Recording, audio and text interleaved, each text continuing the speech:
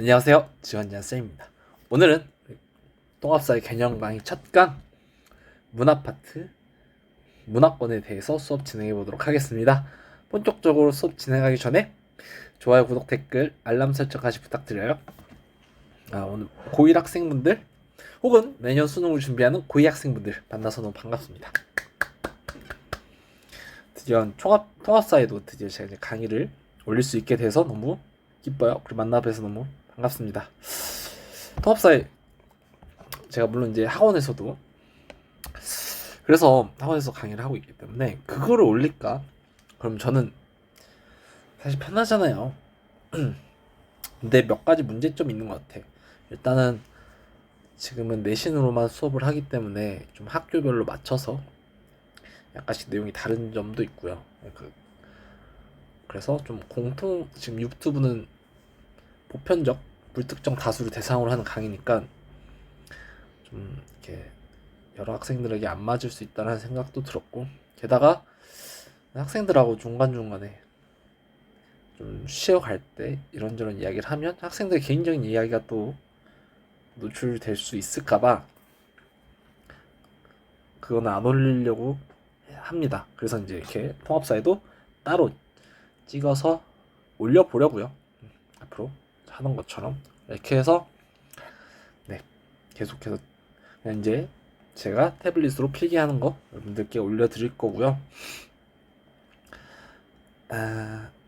지금 강의의 목적은 우선은 고1 학생들 1학기 기말고사를 대비하기 위한 강의입니다.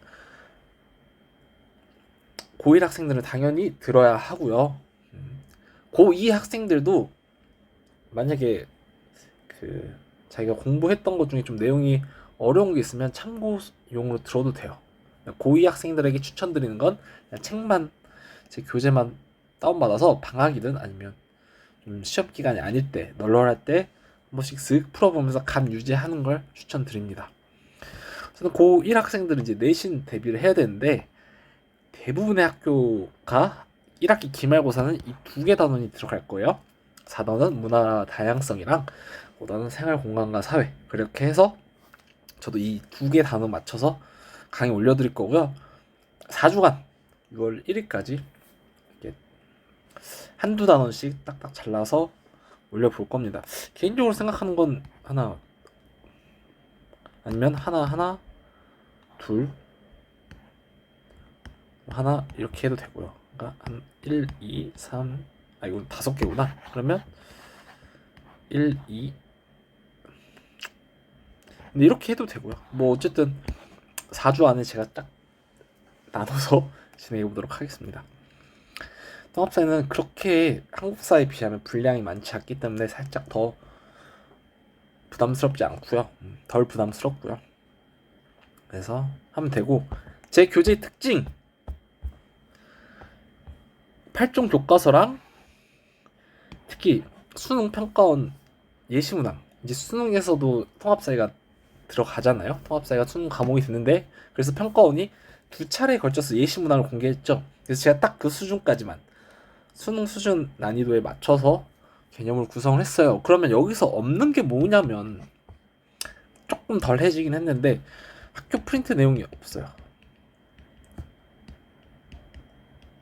그러니까 통합사회는 조금 내용이 상대적으로 평이하다 보니까 교과서 내용 자체가 이것만으로 부족하다고 하는 일부의 좀 공부의 열의가 넘치는 특목고 자사고나 아니면 일반고 중에서도 내신이 빡센 학교들은 선생님들이 2, 3학년 내용들을 프린트로 갖고 와서 나눠줘서 수업을 해요. 그리고 그게 시험에 나와요. 그러니까 자기네 학교들이 만약 그런 게 있으면 그 부분은 여러분들이 따로 정리를 해야 돼. 이해 가니? 그래서 프린트로 받아서 좀 2학년, 3학년 내용이다, 내 책이 없는 내용이다는 따로 추가를 해주세요. 여러분들 고등학교 1학년 수준에 모든 교과서 내용 다 들어가 있고 수능 내용도 들어가 있어.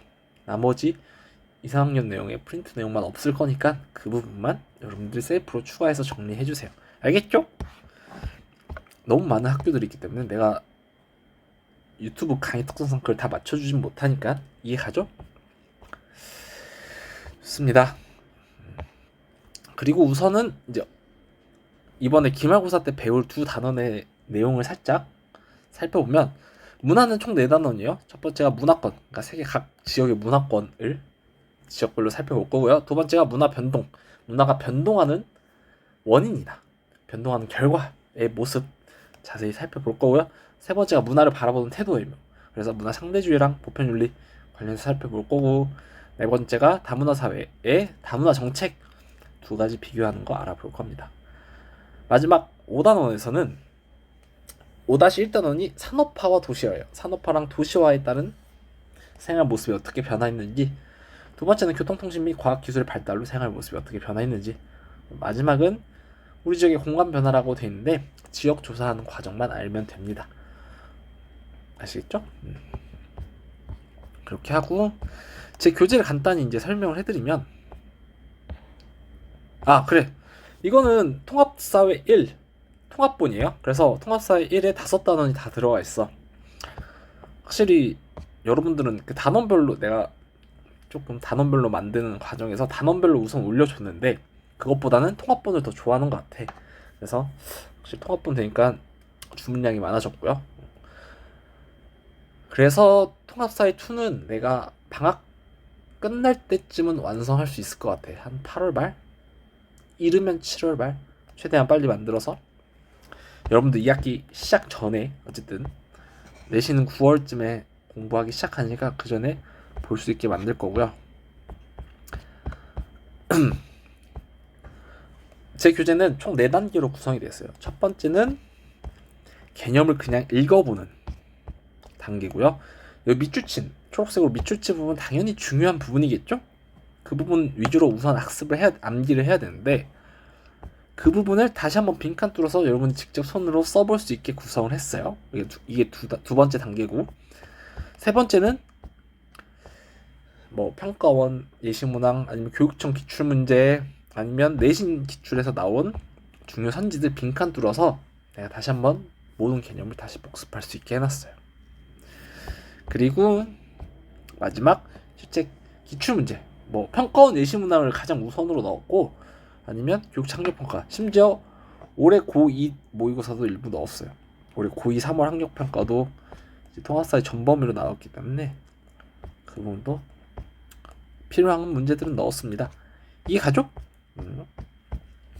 이렇게 해서 하면 되고요. 그러니까 다 4단계 꼼꼼하게 학습해 주셔야 돼요. 아시겠죠? 대충 수업만 듣고 내 거 이것만 듣고 다 된 것 같아. 절대 안 됐어요. 여러분들이 책 덮고도 다 외울 수 있을 정도로 학습해 줘야 돼요. 아시겠죠? 믿고 있어요, 여러분. 대충 몇 번 봤다고 점수 안 나오는 거 다 알 때잖아, 그지? 자, 그러면 이제 문화 파트 중에서 문화와 다양성, 4단원 문화와 다양성 중에서 소단원 1단원 다양한 문화권부터 보겠습니다. 오늘은 문화권까지 할지 아니면 문화 변동까지 할지는 나간 속도 보고 결정을 해볼게요. 자, 문화권입니다. 이 문화권, 이 지도가 제일 중요해요. 그러니까 각 문화권이 어느 위치에 있는지 알아야 돼. 지도 보고 이 글씨 지우고 여기가 가라고 했을 때 이게 앵글로 문화, 아메리카 문화권이구나 딱 알 수 있어야 돼요. 오케이? 자, 그러면 지도 먼저 보고 간단히 문화권을 소개해 볼게요. 이제 우리가 아시아에 있기 때문에 아시아 문화권이 가장 익숙할 거예요. 교육과정상, 통합사회상 아시아 문화권은 총 3부분으로 또 나뉘어요. 우리가 있는 한중일, 몽골까지 해서 동아시아 문화권, 그리고 저기 베트남, 필리핀, 뭐 태국 이런 나라들 합해서 동남아시아 문화권, 그리고 인도 포함, 인도 왼쪽에 파키스탄, 오른쪽에 방글라데시 등등, 네팔 등등 포함한 남부아시아 문화권. 근데 주로 인도가 대부분을 차지하고요. 그래서 이 3개를 통틀어서 아시아 문화권. 그러면 이제 자, 여기까지가 동아시아, 남부아시아, 동남아시아 문화권이잖아요. 여기도 아시아인데 여기를 이쪽을 중앙아시아, 여기를 우리가 흔히 중동이라 부르지만 정식 명칭은 서남아시아, 서아시아 이 정도 돼요. 이 2개 포함. 그리고 여기는 북부 아프리카라고 하거든요. 그래서 이 3 지역을 합해서 여기는 주로 사막 지역이니까 건조 문화권이라고 해요. 이해가죠? 그러면 아프리카는 이제 여기에 이렇게 사하라 사막이 지나가는데 사하라 사막 북쪽을 북부 아프리카, 사하라 사막 남쪽을 중남부 아프리카라 그래요. 그래서 북부 아프리카는 건조 문화권에 포함이 되고요. 중남부 아프리카는 그냥 통틀어서 아프리카 문화권이라고 해요. 아시겠죠? 그다음 여기 호주, 뉴질랜드, 기타 섬들을 통해 포함해서 오세아니아 문화권. 여기 사는 사람들은 다 몇 살이게요? 5세가 아니고 6세. 아 죄송합니다. 여러분들 너무 공부하다 지루할까봐 내가 재밌으라고 해봤어요. 자, 그다음 아메리카는 둘로 나뉘어요. 그래서 여기가 리오 그란데 강이에요. 이 강을 기준으로 북쪽은 앵글로 아메리카 문화권, 남쪽은 라틴 아메리카 문화권. 그래서 멕시코는 문화권으로 따지면 라틴 아메리카 쪽에 포함되고요. 앵글로 아메리카 문화권은 캐나다, 미국 이렇게 둘밖에 없습니다. 아시겠죠? 그리고 마지막 그 전에 그리고 여기 이쪽 북쪽 그리고 이 섬이 그린란드거든요. 이 그린란드, 앵글로 아메리카 북쪽, 러시아 북쪽을 북극 문화권. 엄청 춥죠? 이렇게 보고 유럽은 마지막으로 볼 건데 유럽도 쪼개서 볼 거예요. 유럽은 보면 이게 프랑스고 독일이에요. 프랑스, 독일, 영국 포함해서 이 정도가 북서 유럽. 그래서 여기 뭐 네덜란드, 네덜란드, 벨기에도 있고 여기 덴마크일 걸. 그 정도 됩니다. 그래서 북서 유럽. 그리고 폴란드, 이게 폴란드인데 폴란드 포함 동쪽을 러시아까지 해서 동유럽, 동부 유럽.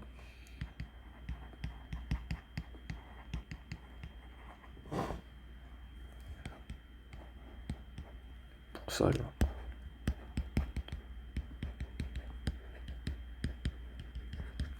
그다음에 이게 이베리아 반도거든요. 포르투갈, 스페인, 에스파냐가 스페인이죠. 포르투갈, 스페인, 이탈리아, 그리고 여기 발칸반도, 그리스가 있는 발칸반도를 포함한 얘네를 남부 유럽. 이해감? 그래서 유럽도 저렇게 세 부분으로 쪼갤 수 있습니다. 아시겠죠? 그래서 문화권 지도는 꼭 알아두시고요. 종교, 언어, 주식, 문화권 지도도 이렇게 실어놨는데 요것도 그냥 한 번씩 보세요. 여기는 잘 안 나오네. 아시겠죠? 자, 그럼 문화랑 문화권의 특징 보겠습니다. 근데 내신은 주로 여기서 한두 문제를 내요. 이해하지? 그러니까 한번 간단히는 보되 구분은 해둬야 돼요. 문화는 인간이 살면서 인간이나 혹은 환경끼리 상호작용하면서 만들어낸 모든 생활 양식을 문화라 그래요.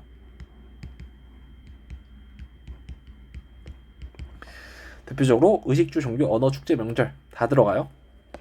그래서 뭐도 문화가 될 수 있냐면 여러분들 뭐 친구들끼리 즐기는 여러분들 친한 친구들끼리만 즐기는 그런 놀이나 그런 것도 있죠. 생활 양식 그런 걸 다 문화라 그래. 그래서 내가 항상 예시 드는 게 뭐냐면 저는 고2 때 그 고등학교 때 이제 식당에서 밥을 먹었는데 점심을 우리 반 남학생들이 총 22명이었거든요. 뭘 했냐면 단체로 식당을 가서 다 밥을 받고 이제 쫙 앉아요. 그다음에 밥 먹지 단체로 식당이 떠나가라 의리 이렇게 외쳤어요. 의리 막 식당이 막 쩌렁쩌렁해. 한 1년 가까이 그걸 한 것 같아. 그래서 맨날 약간 여러분들 말로 하면 광역 어그로죠. 어그를 끌었던 시절이 있었어요. 그러니까 그런 것도 우리들만의 우리 반 남학생들 간의 문화일 수가 있겠죠. 그러니까 그런 것도 다 문화가 돼요. 아시겠죠? 근데 이제 교과서에서 나오는 문화는 주로 이런 거고 방금 지도에서 봤듯이 문화권으로 이렇게 하나씩 묶었죠. 어디는 동아시아, 어디는 동남아시아, 어디는 유럽 문화권 이렇게 문화권으로 왜 묶었냐면 그 문화권 안에서는 비슷한 생활 양식이 나타나요. 그걸 문화 경관이 비슷하다 이렇게 이야기합니다. 그래서 비슷한 문화 경관이 문화 생활 모습이 나타나는 곳을 묶은 걸 문화권이라고 해요. 여기까지 됐죠? 문화는 지금도 그렇지만 과거에는 자연이랑 인문 환경의 영향을 많이 받았어요. 자연 환경은 지형, 기후 이런 것들이 포함되고요. 인문 환경은 뭐 종교, 산업, 교통, 교육 등등등이 포함돼요. 근데 문화권, 아까 봤던 문화권은 주로 자연 환경. 근데 전통 시대에 이게 강했어요.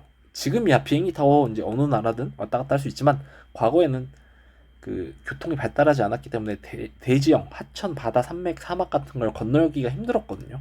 그래서 그런 대지형을 기준으로 문화권이 구분됐습니다. 근데 문화권의 경계에서 두 문화권의 특징이 나타나는 지역을 점이지대라 그래요. 그래서 두 문화권의 특징이 모두 나타나는데 무슨 말인지 모르겠죠? 보여드릴게. 예를 들어 밑에는 라틴 아메리카 문화권이고 위에는 앵글로 아메리카 문화권이잖아. 그 사이의 경계 이 부분 있죠. 이 부분은 앵글로 아메리카의 문화랑 라틴 아메리카의 문화가 섞여서 짬뽕돼서 나타나요. 그래서 이 경계 지역을 점이지대라고 해요. 여기는 위아래 문화권, 그러니까 자기가 끼어 있는 양쪽의 문화권의 모습이 둘 다 드러난다. 이렇게 보시면 될 것 같아요. 이해 가죠? 자, 문화의 특징. 이거 밑에 보면 읽어보면 되는데 문화는 항상 바뀌고요. 또 문화권마다 다양한 삶의 중심. 뭐야? 죄송합니다. 밖에서 이제 날이 더워지잖아요. 그래서 창문 열고 수업을 하는데 누가 노래를 근데 공연하는 것 같아. 축제인가? 누가 마이크 들고 노래를 쩌렁쩌렁 하네. 죄송합니다. 어쨌든 문화는 시대든 지역이든 기준에 따라 다양하고 많이 변합니다. 봐봐. 아까 식당에서 의리 외치는 거 저 지금 하라고 하면 죽었다 깨어나도 안 해요. 창피해서 어떡해. 이제는 그게 부끄러울 나이가 됐잖아. 부끄러움을 아는 나이가 됐잖아요. 시간이 흘러감에 따라 이제 그런 문화는 없어졌죠. 이해가죠? 그렇게 해서 문화는 늘 변하는 거예요. 그럼 이제 각 문화권의 특징을 살펴볼 건데 그 전에 종교의 특징을 살펴보겠습니다. 이것도 내신은 한 문제씩 나오는 것 같아. 종교만 따로. 그래서 한번 보겠습니다. 종교. 우리가 교과서에서 배우는 종교는 총 4개예요. 크리스트교, 이슬람교, 불교, 힌두교. 근데 이 3개는 크리스트, 이슬람교, 불교는 보편 종교라 해서 여러 나라에서 믿는 종교예요. 반대로 힌두교는 한 나라, 인도에서만 믿기 때문에 인도의 민족 종교라고 표현을 합니다. 아시겠죠? 그렇게 구분을 하고요. 크리스교는 하나님과 예수를 구원자로 믿고요. 성경의 가르침을 따르죠. 그리고 이웃사랑, 평등 이런 가치를 중요시하게 생각합니다. 교회나 성당에서 기도하는 게 일상이고요. 기독교 구분, 이따 해줄게. 세례, 결혼, 장례 등에서 종교적 의식을 따르죠. 그래서 크리스찬들은 교회 가서 결혼을 많이 하고요. 또 십자가, 종탑, 첨탑, 스테인드 글라스 등의 모습, 경관이 나타나는데 스테인드 글라스는 뭐냐면 여러분들 실제로 보여줄까? 이런 거예요. 그 교회에 갔을 때 이렇게 컬러풀한 유리창 이런 걸 다 스테인드 글라스라고 합니다. 오케이? 다음 크리스트교 크리스트교의 특징은 전 세계에서 신자 수가 가장 많아요. 오케이? 그래서 이게 크리스트교인지 알면 돼. 두 번째, 이제 크리스트교의 종류를 살펴볼 건데 이 종류가 쪼개지는 과정은 몰라도 되는데 이따 유럽은 북서유럽, 동부유럽, 남부유럽으로 보거든요. 그러면 그 유럽 안에서도 크리스트교의 종류를 믿는 지역이 달라요. 그러니까 뭐 북서유럽은 크리스트교 안에 개신교, 남부유럽은 크리스트교 안에 카톨릭을 믿거든요. 그래서 그렇게는 알아두셔야 돼. 누가 어떤 크리스트교를 믿는지 이해 가나요? 이따 다시 설명할게요. 애초에 크리스트교가 있었는데 크리스트교를 가장 많이 믿었던 나라가 로마예요. 로마. 근데 로마가 동서로 쪼개집니다. 그게 언제냐면 그게 395년이요. 395년에 로마가 동서로 쪼개집니다. 물론 이제 로마도 처음에 크리스트교를 믿지 않았어요. 근데 점차 크리스트교가 확산해서 로마에서 가장 많이 믿는 종교가 크리스트교가 됐죠. 이 크리스트교를 우리말로 번역하는 게 기독교예요. 오케이? 근데 이제 로마가 둘로 쪼개지면서 서로마랑 써줄게.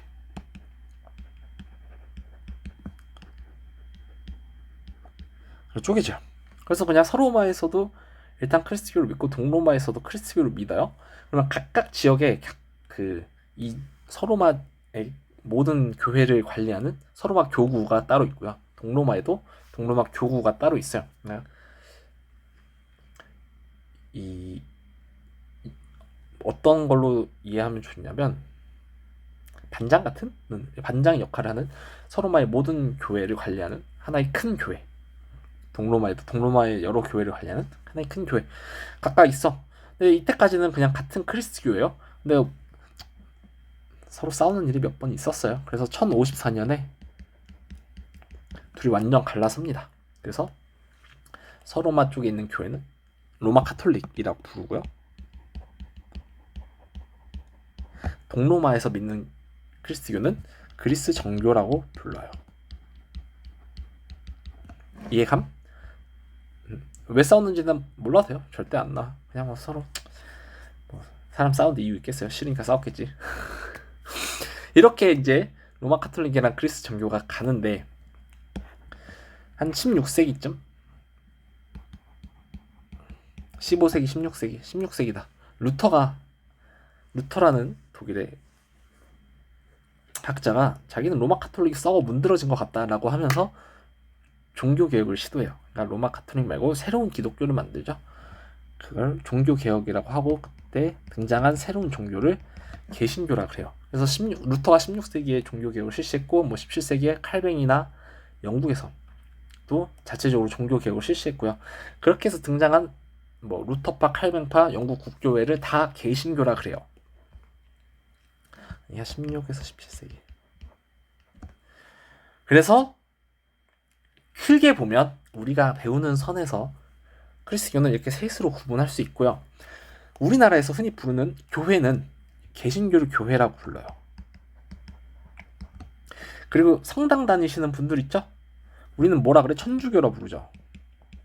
그게 로마 카톨릭이에요. 여기까지 오케이? 우리나라에서는 그리스 정교는 잘 안 믿어요. 그러니까 우리나라에 들어가 있는 건 로마 카톨릭과 개신교고요. 전 세계적으로 보면 그리스 정교, 로마 카톨릭, 개신교 이렇게 크게 있다고 보면 됩니다. 이해가죠? 그래서 이 과정은 몰라도 돼. 근데 로마 카톨릭은 남부 유럽에서 많이 믿고요. 개신교는 북서 유럽, 그리스 정교는 동부 유럽에서 많이 믿는다고 이따 배울 건데 그건 알아둬야 돼. 아시겠죠? 응? 지울게요.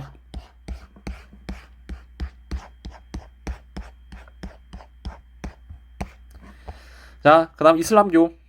이슬람교는 알라를 믿고요. 얘네 경전을 쿠란이라 그래.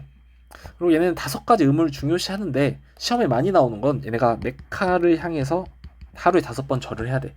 메카가 어디냐면 사우디아라비아에 있는 곳이거든요. 왜 안 넘어갈까요? 이제 이슬람교를 처음 만든 사람이 무함마드인데 무함마드가 이슬람교를 만든 곳이 메카예요. 거기에 지금의 메카 사원도 있고요.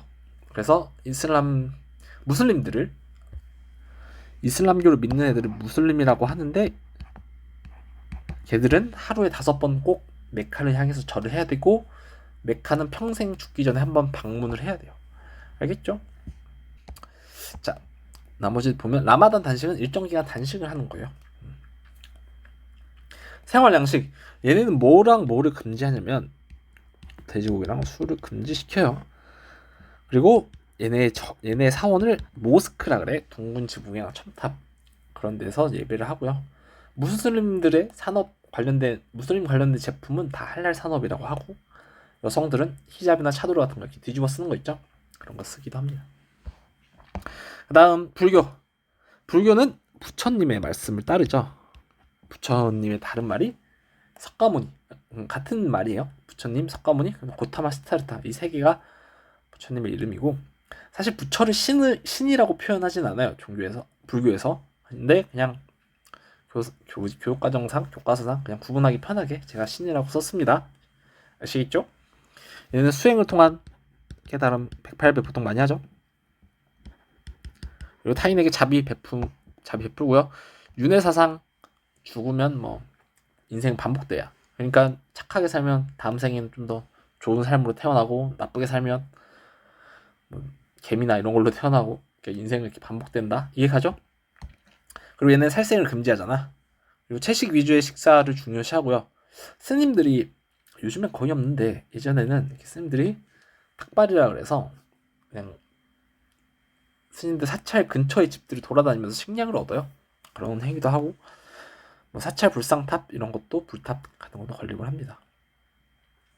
그다음에 힌두교 얘는 다신교예요. 그래서 힌두교에는 여러 신들이 있어. 뭐 비슈누 뭘 나도 몰라요. 신이 여러 명이고 어디서 믿는 종교라고? 인도에서 주로 믿는 인도의 민족 종교예요. 인도인들이 가장 많이 믿습니다. 얘네는 소를 신성시하고요. 그래서 소고기를 안 먹죠. 얘네도 불교에서 나왔기 때문에 윤회 사상을 믿고요. 얘네는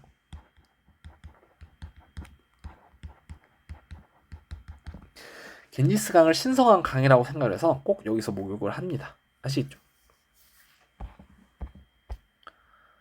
그다음 그럼 이제 자세한 문화권 각 문화권별 특징 보겠습니다.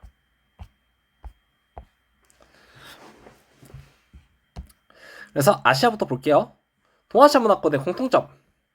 동아시아 문화권 볼 건데 동아시아 문화권의 공통점 뭐 한자 유교 불교 사실 순서는 상관없어요. 한자 젓가락 그리고 계절풍의 영향을 받아서 벼농사 한국 중국 일본 몽골 이렇게 주로 동아시아 문화권이라고 보고요. 거의 이제 한중일이죠. 그리고 이 특징들은 5가지 특징들은 주로 한중일에 해당됩니다. 아시겠죠? 동남아시아는 대륙 인도 쪽 아니면 중국 쪽 대륙과 태평양 바다 쪽을 연결하는 중간 지점에 있어서 교통의 요충지 역할을 했고요. 그래서 사람들이 굉장히 많이 왔다 갔다 하기 때문에 모든 게 다양해요. 문화도 다양, 종교도 다양. 그리고 베트남 같은 경우는 벼농사가 굉장히 잘 되거든요. 그래서 이런 나라들이 있죠. 이렇게라고 알면 되고요. 남부아시아 주로 이제 인도에 대해서 많이 물어볼 텐데 인도에서는 인더스 문명이 발달했고 힌두교랑 불교가 인도에서 발상했어요. 그리고 이제 인도에서 주로 힌두교를 믿지만 다양한 종교가 많아요. 뭐 이슬람교, 토착 종교, 불교.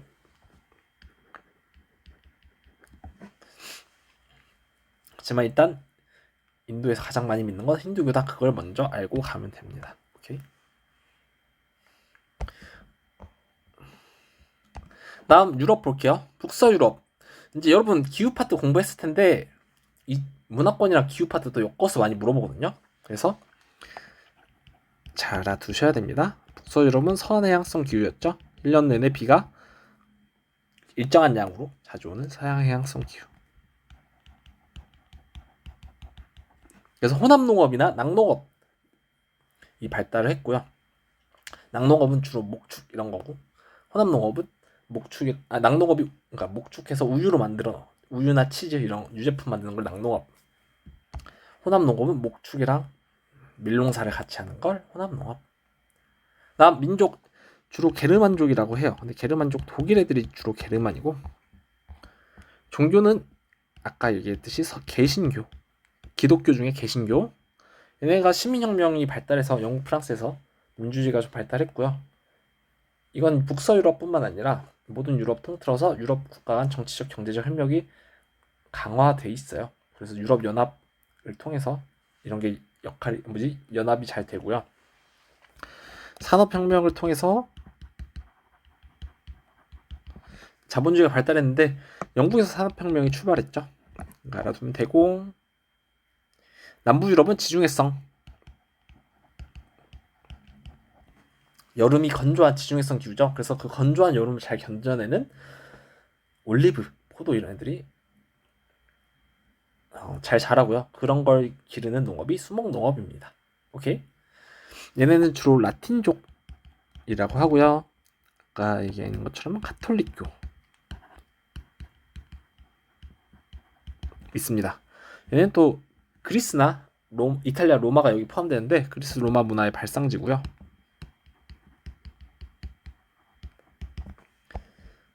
또 관광산업도 많이 발달합니다. 자, 동부 유럽은 유럽에서 좀 발전이 살짝 더딘 지역이에요. 그래서 농업이 많이 발달했고요. 그래서 대규모 곡물 농업 아니면 뭐 여기도 낙농업도 발달했고요. 그래서 농업이 많이 발달했고 곡물은 주로 밀을 많이 길러요. 얘네 민족은 슬라브족이라 하고 그리스 정교를 믿죠. 저는 이제 과거 사회주의 국가들 소련 편이었던 그런 국가들이 많습니다. 그래서 각 이게 동아시아 문화권, 이게 동남아시아 문화권인지만 구분해서 알아두면 돼요. 오케이? 네, 이어서 아메리카 문화권 볼게요. 오늘은 문화권까지만 하고 마무리하는 걸로 하겠습니다. 아메리카 문화권은 어디가 기준이라고? 리오그란데 강의 영도 강을 기준으로 북쪽은 앵글로 아메리카, 남쪽은 라틴 아메리카 이렇게 구분할 수 있어요. 저 앵글로 아메리카는 과거 북서 유럽, 영국, 프랑스의 식민지였고요. 최근에는 이민자들이 많아져서 민족 구성이 다양하죠. 언어는 당연히 영어 쓰고요. 종교는 개신교. 영국, 프랑스의 식민지였기 때문에 개신교를 많이 믿습니다. 민주주의랑 자본주의가 발달해서 세계 정치 경제의 중심지이고요. 저 정도 특징만 알면 될 것 같습니다. 반대로 라틴 아메리카는 과거의 남부 유럽, 특히 에스파냐, 포르투갈 식민지였어요. 그래서 이게 라틴 아메리카요. 라틴 아메리카 서쪽은 주로 에스파냐 식민지, 오른쪽은 포르투갈 식민지였어요. 그래서 오른쪽이 대부분 브라질 지역이거든요. 그래서 브라질에서는 주로 포르투갈어를 쓰고요. 나머지 이제 브라질 제외한 지역에서는 에스파냐어를 주로 씁니다. 그리고 남부 유럽에서 많이 믿었던 카톨릭교를 쓰고요. 다양한 민족이랑 문화가 많아요. 기존에 원주민, 또 이주해온 유럽인, 그리고 예전에 여기 아프리카 노예들도 많이 왔었기 때문에 이 세 민족 간의 문화가 많고 또 세 민족 간의 혼혈 민족이 많아요. 말 잘못했죠? 그래서 원주민이랑 유럽인, 뭐 유럽인, 아프리카인, 또 원주민과 아프리카인 사이에 혼혈 민족들이 많습니다. 주식은 주로 옥수수 많이 먹고요. 그래서 멕시코의 타코 이런 거 옥수수로 만든 걸로 유명하죠. 먹어봤나요, 여러분들? 한번 나중에 먹어보세요. 맛있어요. 다음 오세아니아 문화권 살펴보겠습니다. 대부분 오세아니아는 어떤 국가들로 이루어져 있냐면 가장 큰 호주, 우리가 흔히 호주라 불리는 오스트레일리아, 옆에 뉴질랜드, 그 다음에 태평양의 여러 섬들이 오세아니아예요. 오스트레일리아랑 뉴질랜드가 주로 과거에 누구의 식민지였냐면 영국의 식민지였어요. 그래서 영어를 주로 사용하고요. 종교는 개신교를 많이 믿습니다. 여기는 인구도 적고 개발이 좀 다른 지역보다 빠르지 않아서 환경이 좋고요. 좋은 환경 덕분에 농업, 목축업, 관광산업 이런 게 발달합니다. 얘네의 여러 이민족 정신이 없네. 여기에 살던 원주민들 이름을 알아둬야 돼요. 그래서 호주에서는, 오스트레일리아에서는 에버리지니족, 뉴질랜드에서는 마오리족, 이런 원주민들이 있었다. 이렇게 구분해서 알아주면 되고요. 오케이? 다음 이제 건조 아프리카 북극 문화권 보겠습니다. 건조 문화권은 앞에서 설명했듯이, 지도에서 설명했듯이 북부아프리카, 서남아시아, 중앙아시아 이 세 지역을 합쳐서 건조 문화권이라 하고요. 기후는 당연히 건조 기후고요. 건조 기후에서 발달한 오아시스 농업이나 관계 농업 이런 것들 발달하고 주로 대추야자나 이런 애들이 이제 건조한 기후에서도 물 없이 잘 자라기 때문에 이런 식량들을 재배합니다. 최근엔 석유 개발이 잘 되고요. 언어는 아랍어, 종교는 이슬람교. 이고 이제 아프리카에서 사하라 사막 이남의 중남부 아프리카를 아프리카 문화권이라고 하죠. 대부분 열대 기후, 일부 온대 건조 기후도 포함됩니다. 얘네의 특징은 과거 유럽의 식민 지배로 종족의 경계랑 부족이 불일치해서 종족 간 분쟁이 많이 발생해요. 그러니까 이게 무슨 말이냐면 이게 아프리카요. 예전에는 이렇게 둥글게 종족끼리 살았어요. 예시를 드는 거예요. 근데 유럽 애들이 아프리카를 식민 지배를 했는데 19세기, 20세기에 걔네들이 어떻게 식민 지배를 했냐면 지들 멋대로 땅을 이렇게 일자로 갈라버린 거야. 우리는 그래서 아프리카 국경선은 대부분 직선이죠. 그건 다 영국, 프랑스, 독일, 이탈리아, 벨기에 이런 나라들이 지들 멋대로 땅을 직선으로 그어서 차지를 해가서 그래. 이해가요? 여기까지? 그러면 기존에 동그랗게 살던 아이들이 유럽 강대국들에 의해서 자기들 마음대로 국경선이 쪼개졌죠. 그래서 기존에 같이 살던 애들이랑 떨어지고 같이 안 살던 애들이랑 같이 살게 돼요. 이해가? 그러면 어떻게 돼? 서로 싸우게 돼요. 그러니까 네 땅 내 땅 하나라도 더 차지하려고 한 나라에서 분쟁이 많이 발생합니다. 이런 문제가 있고요.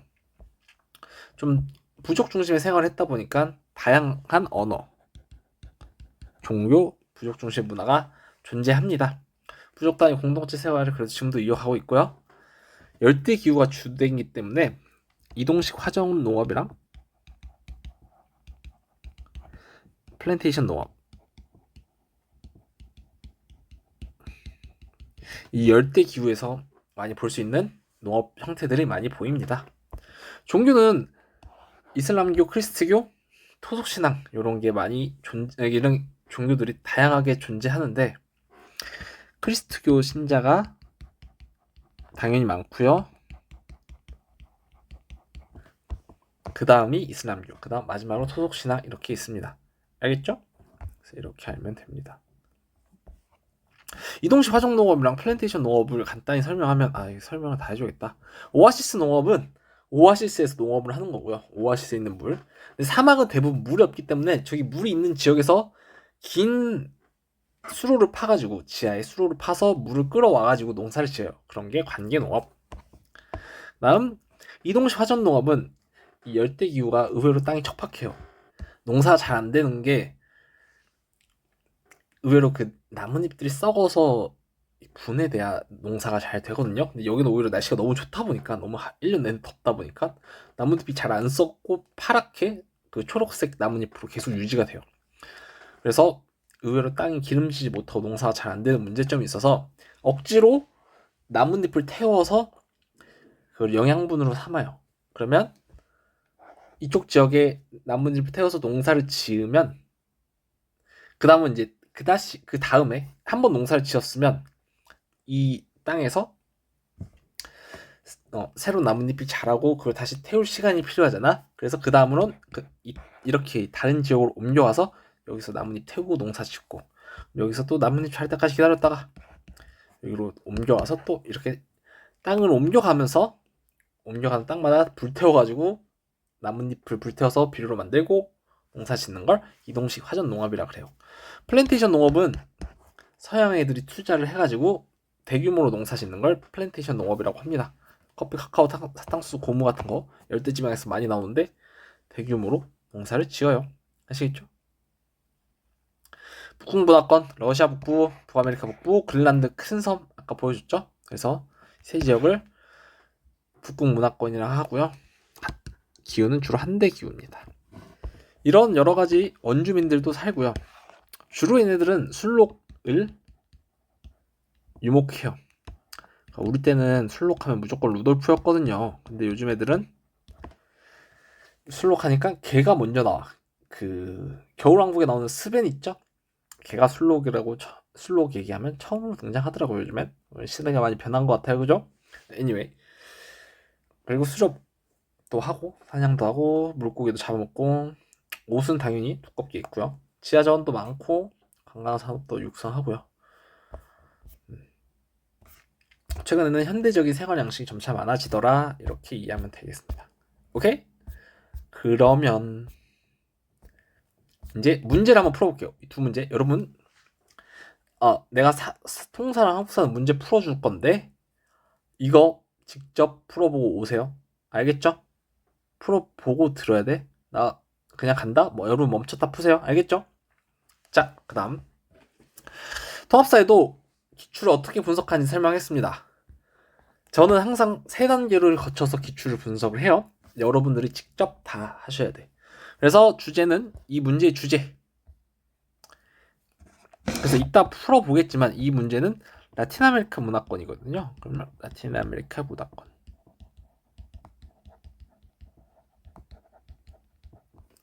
키워드는 정답의 근거. 그래서 근데 역사 같은 경우에는 글을 읽고 그 문제에서 정답의 근거를 찾아야 되는데 사회 같은 경우에는 각 단원별로 문제 유형이 조금씩 달라요. 그래서 막 이런 기억, 니은, 디귿, 리을 같은 경우는 그냥 그거 보고 진입 판단, OX 판단을 하는 거기 때문에 그렇게 정답의 근거가 뚜렷하지, 그러니까 막 쓸 게 없을 때도 있어요. 이해 가죠?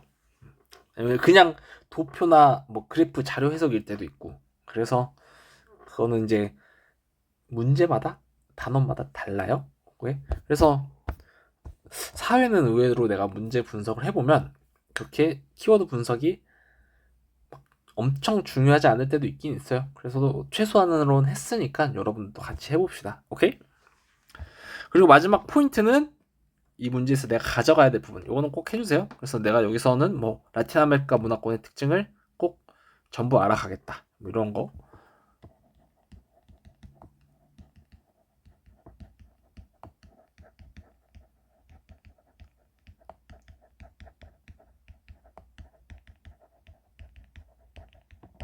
써보겠습니다. 그러면 1번부터 풀게요. 이제 라틴 아메리카 문화에 대한 특징을 물어보는데 첫 번째, 멕시코, 라틴 아메리카죠. 여기서 쓰는 언어는 최소한 영어는 아니겠죠. 에스파냐 아니면 포르투갈어인데 멕시코는 에스파냐어를 많이 씁니다. 두 번째, 돼지고기는 어디서 금기시해? 이슬람교에서 금기시해요. 그러면 이슬람교는 누구를 구원자로 믿어? 알라를 구원자로 믿죠. 여러분들도 이거 선지 5개 그리고 다 전부 분석해야 돼요. 아시겠죠? 다음, 옥수수는 건조 문화권에서 주식으로 하는 게 아니라 라틴 아메리카 문화권에서 주식으로 하죠. 건조 문화권에선 미리 주식이고요. 유럽에선 산업혁명 최초로 시작된 영국이 포함되고요. 바이마르헌법은 아직 안 배웠지만 독일에서 제정돼요. 그래서 이렇게 하면 되고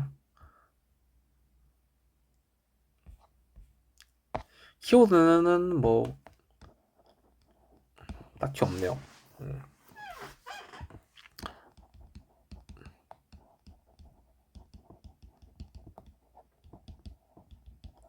정답은 산업혁명이니까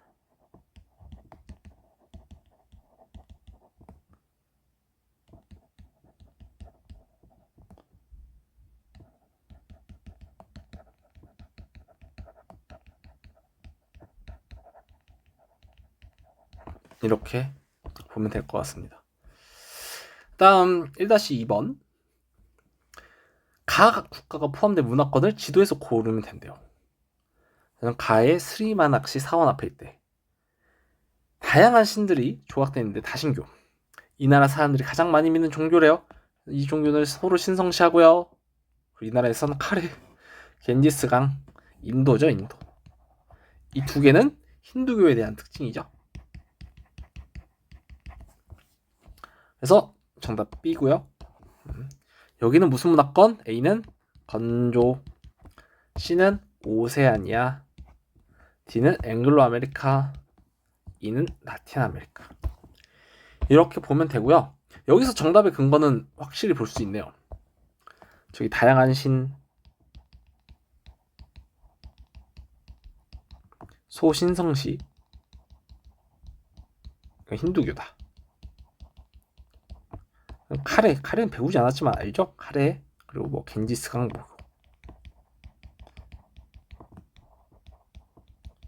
이 주제는 그럼 남부아시아 문화권이겠고요. 포인트는 뭐 남부아시아 문화권의 특징과 위치를 알아가자, 뭐 이렇게 쓸 수 있겠습니다. 그래서 여러분들이 분석을 하면 제 거랑 한번 비교해서 꼭 확인을 해보세요. 아시겠죠? 자, 오늘은 그러면 여기까지 하고요. 다음 시간에는 그럼 문화 변동이랑 문화 상대주의 이렇게 두 개 하면 되겠다. 오케이? 앞으로 한 달간은 여러분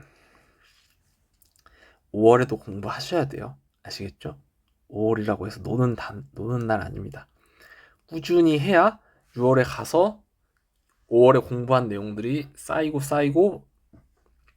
6월 때 더 열심히 해서 이 개념을 완벽하게 이해하고 문제까지 풀 수 있는 거예요. 5월 팽팽 놀고 6월달 가서 공부하면 개념 쌓는데 시간 다 가서 시험 때 좋은 성적 받기 어렵습니다. 5월에 개념 충분히 쌓고 암기도 계속해서 꾸준히 하시고요. 6월에는 문제풀이도 많이 하고 학교 기출문제도 풀어보고 개념도 더 꼼꼼하게 암기해서 좋은 성적 받아보는 겁니다. 아시겠죠? 그래서 앞으로 4주간 강의 열심히 올릴 테니까 잘 따라오고요. 모르는 건 언제든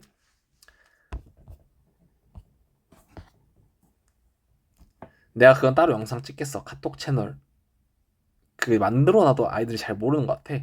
그래서 질문하는 방법 다시 올려보겠습니다. 아시겠죠? 우리 앞으로 또 열심히 해봅시다. 자, 그러면 우리 다음 시간에 만날게요. 안녕.